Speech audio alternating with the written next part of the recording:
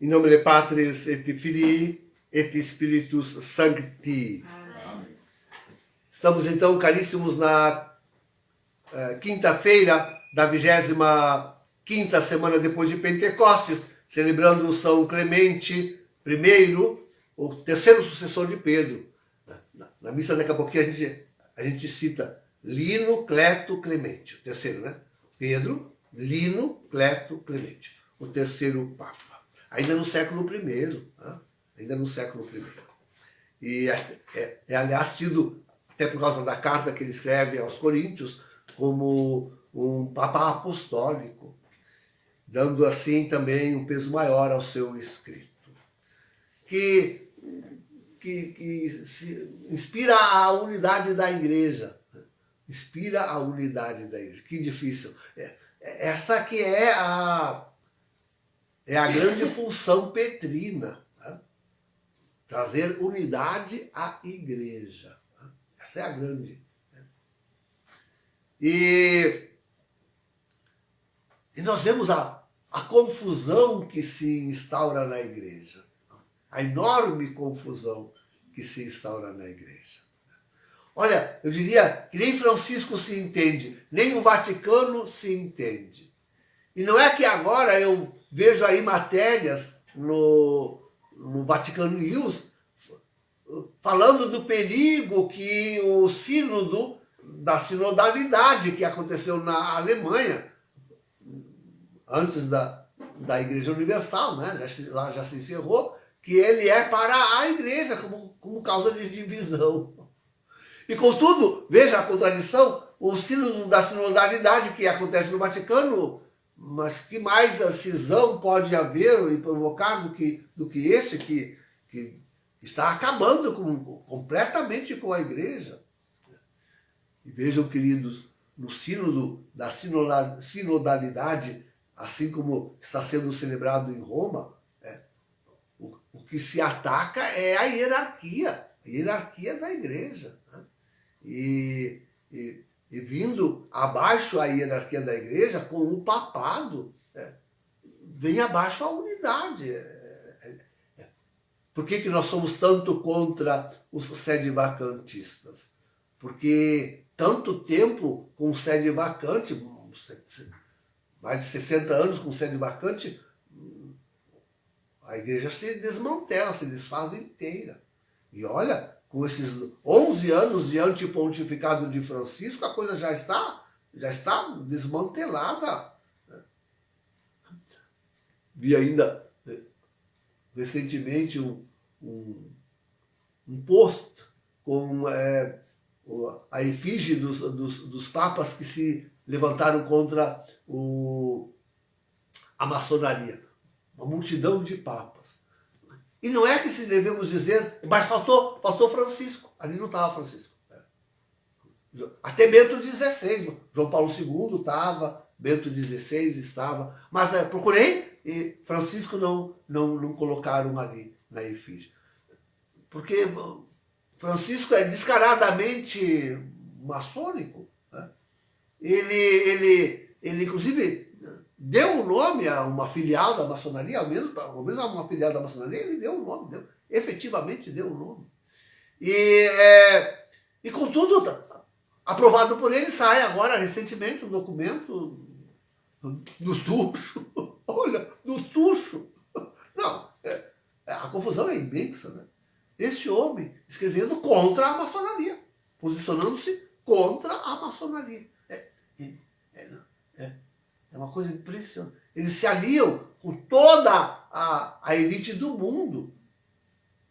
Mas quem tem mais um discurso mais maçônico neste mundo do que Francisco, do que o Vaticano atualmente? Quem tem? Ninguém tem um discurso mais maçônico, mais aliado aos poderes satânicos deste mundo do que Francisco. Ninguém tem.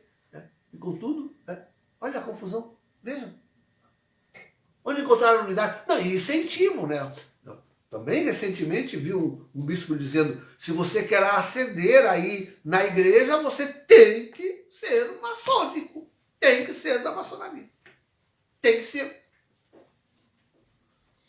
Então, a contradição é uma coisa, né, onde a unidade. Na contra a igreja, eu estou falando da contra a igreja. Né? E contudo, nós que queremos nos intitular como sendo a igreja remanescente, estamos tão divididos entre nós também. Né? Tão divididos. Há aqueles que querem ser conservadores. Né?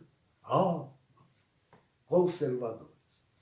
Há aqueles que são sede-vacantistas. Ui, que peste esta, que peste esta. Há aqueles que falam do fim dos tempos, mas colocam o retorno de Jesus a milhares de anos ainda pela frente. Há de tudo, mesmo entre nós. Mesmo entre nós. Vejam como é terrível, como é grave o serviço da unidade. Muito difícil, muito difícil. Por isso que eu tenho dito e remarcado, a unidade só pode se fazer, de fato, em torno de Pedro. E onde está Pedro? Eu fiz um sermão perguntando isso, né? Onde está Pedro? Nós encontramos o caminho da igreja com Pedro até o último ato magisterial de Bento XVI. Toda a tradição da igreja, até Bento XVI, seguindo isso aí, fielmente encontra-se Pedro. Encontra-se Pedro na tradição da igreja. Não tradicionalismo, simplesmente querer voltar atrás. Não. Mas na tradição apostólica. Nesta nós encontramos a unidade da igreja.